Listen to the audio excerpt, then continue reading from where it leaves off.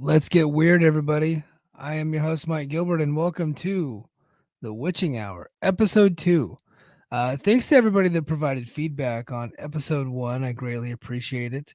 Um, I don't know how long I'm going to keep doing this thing, but this is very fun for me. I've actually gotten people giving me ideas of topics and stuff like that, so I'm going to be hitting those topics. But I have a couple of episodes already laid out, so we're going to keep this thing going. If you guys like the content, please let me know. Drop a comment. If you're watching this video on Patreon, if you're listening to this audio on Patreon, please drop a comment. Let me know what you think of the show. Even if it's like not your cup of tea, you can shoot me a DM. Like, look, I don't like this shit, and that's fine because this is not for everybody. Not everybody's into like paranormal UAPs, conspiracies, cryptids, Bigfoot, all that kind of stuff. I think that stuff's interesting. And I've been getting more into it since our last episode, since I last talked to you guys about this stuff. And then I've actually talked to some people who are into this stuff and have just kind of like not exposed themselves. Like they don't want anybody to know that they're into it. So I'm like, okay, I'll keep that secret, no big deal. But I'm cool with all this. Like I'm out with all this stuff. I find it all to be interesting. I think when people hear that I'm doing this type of content, I think they think that I might be some like weird conspiracy theorist, or that I think that like aliens are living among us, and that maybe I've been abducted, and like no, none of that is true. I just find all of this stuff fascinating. And I have ever since I was a kid. I was not a Star Trek guy. I was never into Deep Space Nine. I did like Star Wars, but that came like later in high school. Like when I was a real little kid, I didn't know anything about Star Wars. I learned that when I was older. Um and so like I just like as I've gotten into my teens, and then especially after I joined the military and I've like been to some different bases and stuff like that. I started to read up on more of like UAPs and things like that, and I think Bigfoot's always been pretty fascinating. Um, and I'm not saying I believe any of this, but I'm not saying I don't believe any of it. I think there's a lot of truth to what's going on. There's a lot of mysteries out there right now that we have not been able to solve. Um, I I think a lot of wacky people have kind of clouded the opinion of a lot of other folks. But I think right now, when it comes to a lot of different topics, especially UAPs, UFOs, I think I'm just going to stick with UFOs. I think UFO is probably where I'm going to just keep my terminology at. But sometimes when I'm reading things like verbatim, I'll use the new updated jargon, but I think I'm just going to keep UFOs. But especially around UFOs, like there's like legit like people now who are publicly speaking on this stuff. Like Lou Elizondo is like a legit dude. He's no joke. He's no clown, right? Christopher Mellon, Ross Coulthart, Jeremy Corbell, and George Knapp. Um, the list just goes on and on and on. Like Commander David Fravor is a legit guy. David Grush, intelligence officer. I think he was a major, which is the same rank as a lieutenant commander. So, yeah, he was an 04 in the Air Force, and he was an intelligence officer. GS-15, super high classification. Like these are legit people. It's not like I think when people think of like UFOs and stuff, they're thinking of ancient aliens, like the crazy dudes that are on that, like that one dude that kind of looks like Paul Heyman, but with like crazy ass hair. Like that, I think that's what people think. But no, when you actually dig into some of the stuff, it's like no, you got like doctors and scientists and therapists and all kinds of people that are into this topic. And so the more I've learned about it, the more fascinated I've gotten. And unfortunately, I've not had any like concrete evidence placed in front of me to determine whether or not these things are real. But the chase is pretty fun. I've actually, I am all up to date on Skinwalker Ranch. I think I'll do an episode on Skinwalker Ranch because I think that place is fascinating. But I also think the TV show is a bit of a joke. Um, but for some reason, I've watched every episode of all 5 seasons, even though it's kind of a clown show. And I'll get into that in probably a separate episode. But I did enjoy, like, it's a bit of a joke, kind of a clown show at times. Eventually, like, they're just shooting rockets up in the air, hoping for UFOs. It's like my wife's like, "Why do you watch this?" Like, I don't know. I watch like pro wrestling too. I watch stupid stuff. Stupid things fascinate me, and sometimes this topic can be a bit silly. Other times it could be quite fascinating. It could be real serious. And we'll talk about it. So, update on the UAP topic, the UFO topic. There has been a couple of more sightings happening. I'm not getting so there's been a drone swarm of some Air Force bases in England. I'm going to stay away from that topic for now until we get more information. Um, and I don't really think we have any good video evidence of that happening, but there is an investigation going on. So once that investigation is complete and the Air Force puts out their official memo for record about what happened, then we'll talk about it on the show. I am not compromised. I know I'm a member of the Air Force, but I'll read it as is. And then I'll read the other published reports from UFO guys like Ross Coulthard and Michael Schellenberger and see what they have to say about it. But before we get to our main story, I do want to share a couple of new UAP sightings. We have what appears to be the Phoenix Lights Part 2. Here is the latest and greatest. I'll go ahead and full. That's so crazy, Joe. And cool. Bro. So it looks like. Well, hold on. What happened to the damn? Let's just stick with this video. Let's stick with the video. Okay, I don't know what that is. That just could be anything, but it looks like there's some lights above the sky there. Let's see. So it looks like it's kind of a triangle shape. So if you're not watching this on video, there's a big light in the center, and it's above Phoenix. Now, Phoenix was home for one of the most fascinating UFO sightings of all time back in 1997. It's called the Phoenix Lights. Go ahead and look that up. We don't have,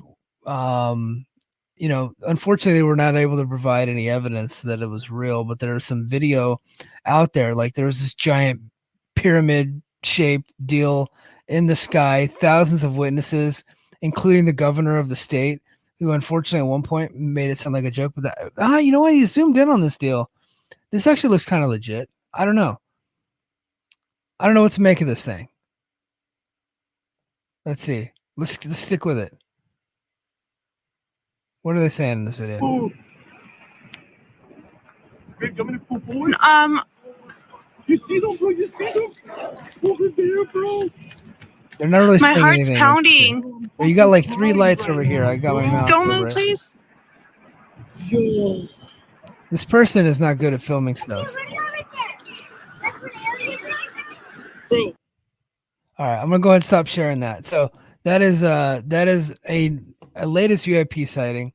Of course, you don't really get a good video picture of it because that's the world we live in. I guess we have all this great technology, but we can't get these damn things on camera, which is endlessly frustrating. Endlessly frustrating, which is why skeptics galore will continue to crap on these stories.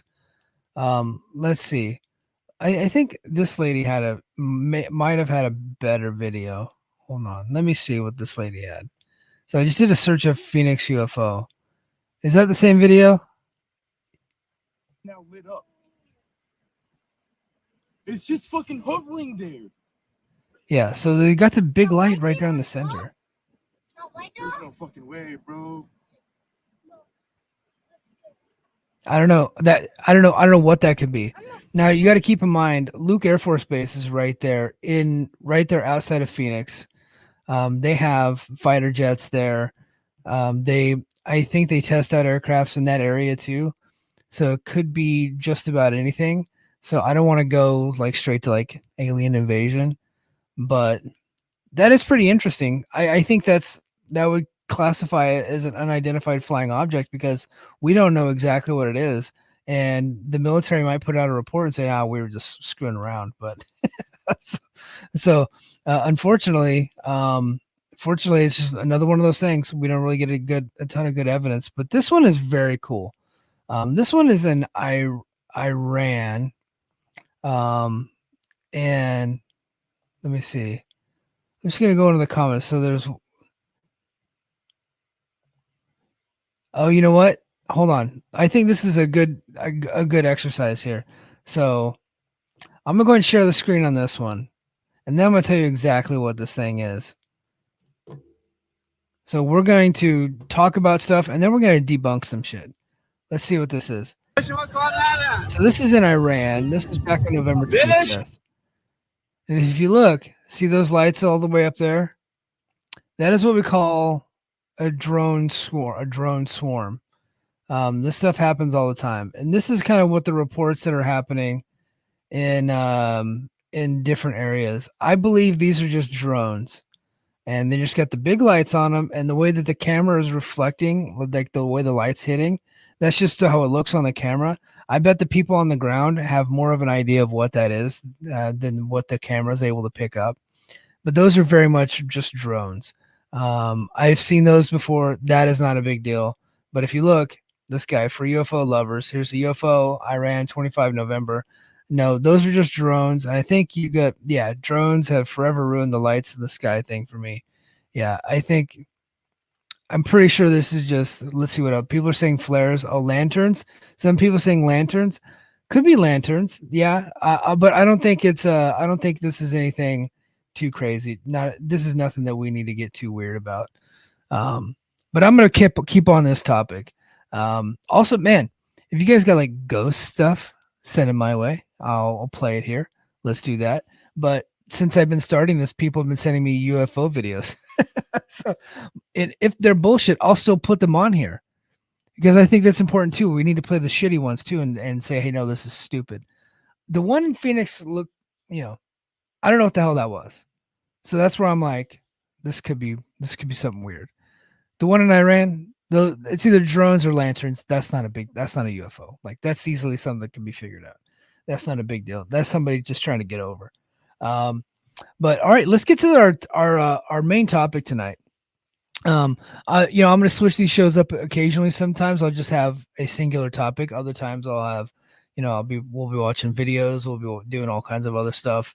Eventually I'd like to go live and have some people with me. I also want to do an interview. I want to do interviews and things like that. If you guys got stories, to share, or if you just have expertise on a particular subject and you want to just share with the audience, I am your Huckleberry. I'd love to have you on the show.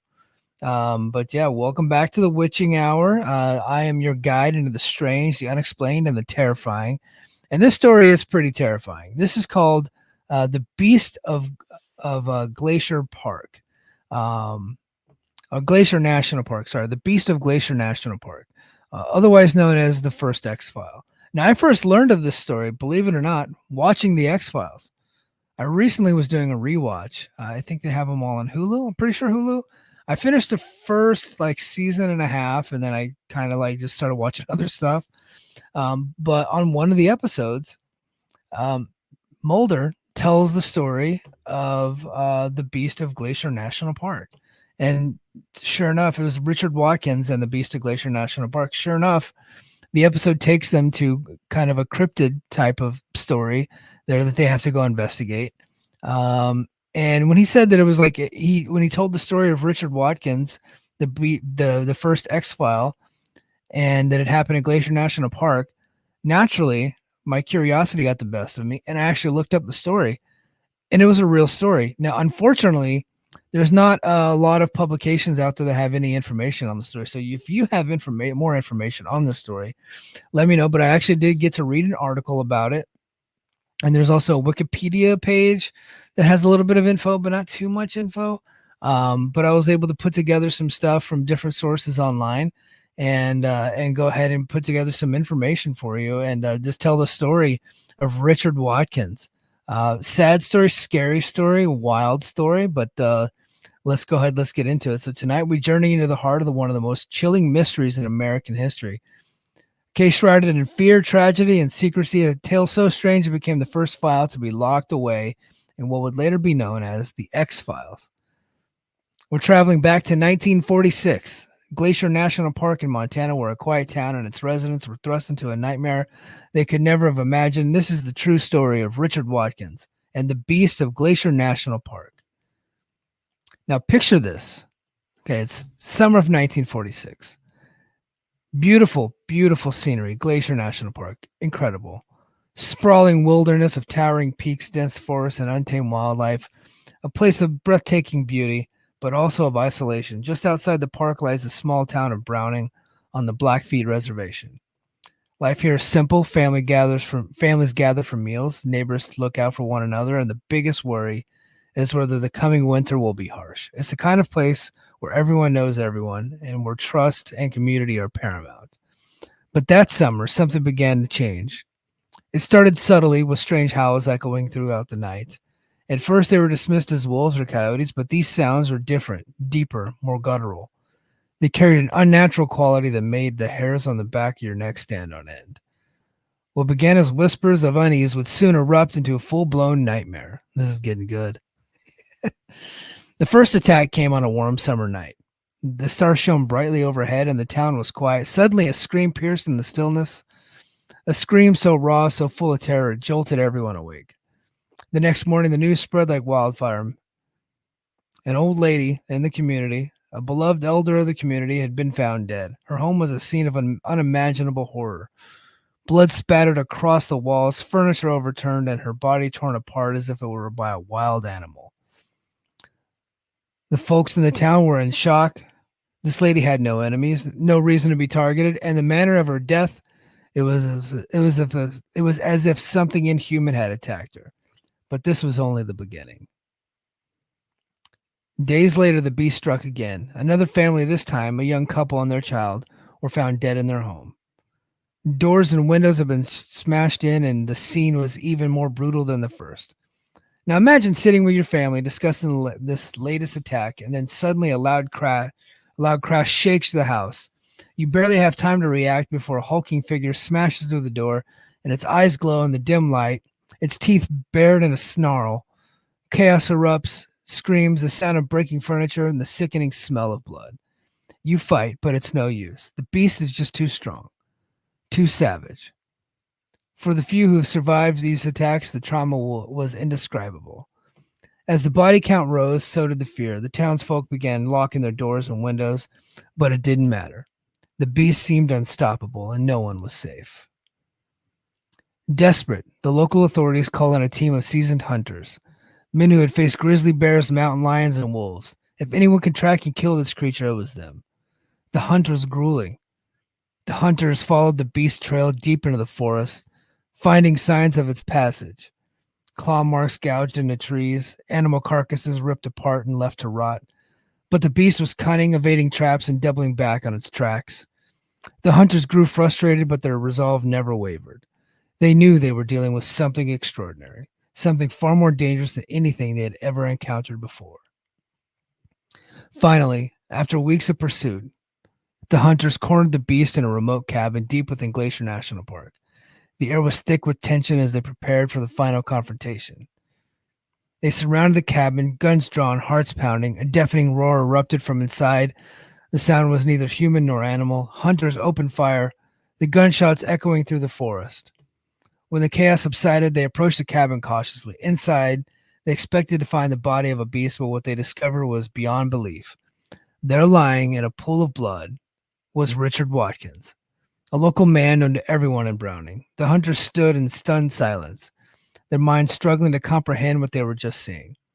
Was Watkins a beast? If so, how could a man transform into such a creature?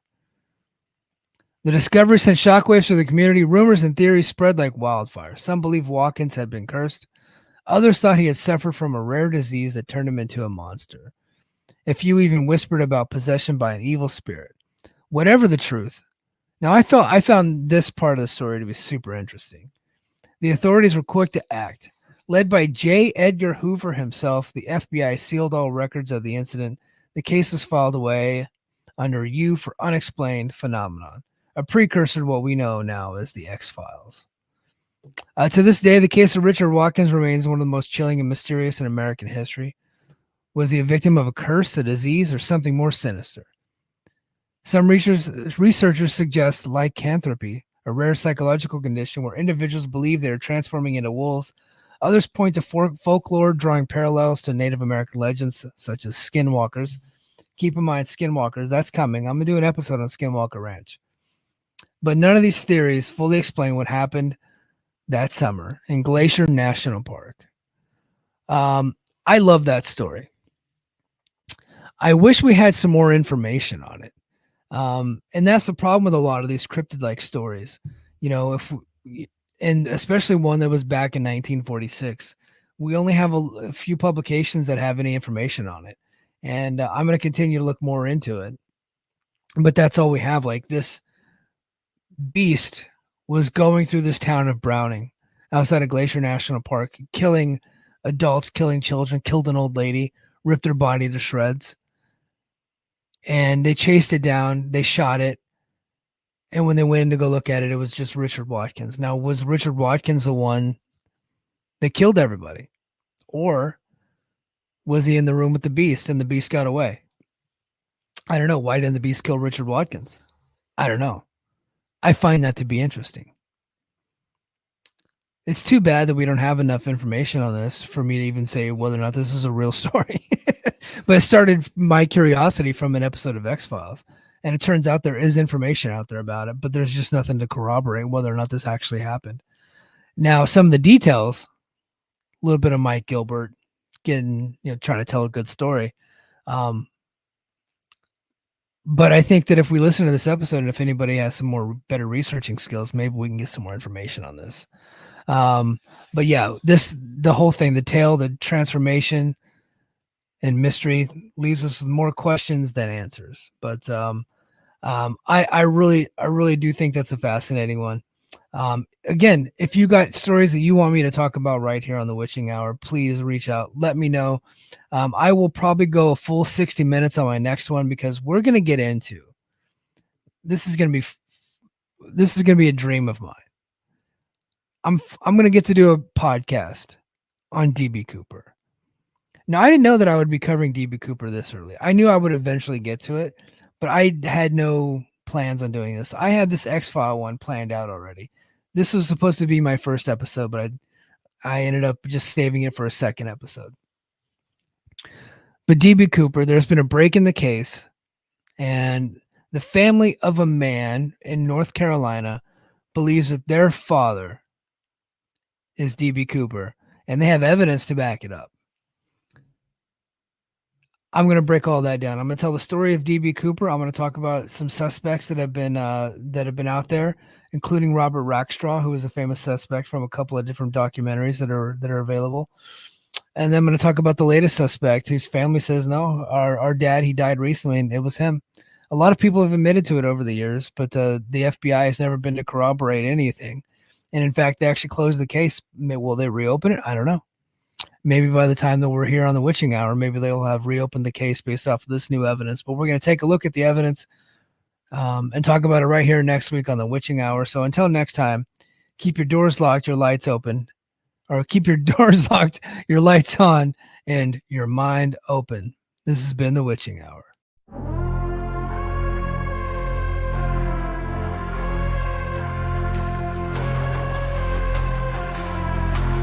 Let's flicker on the wall. Shadows start to crawl.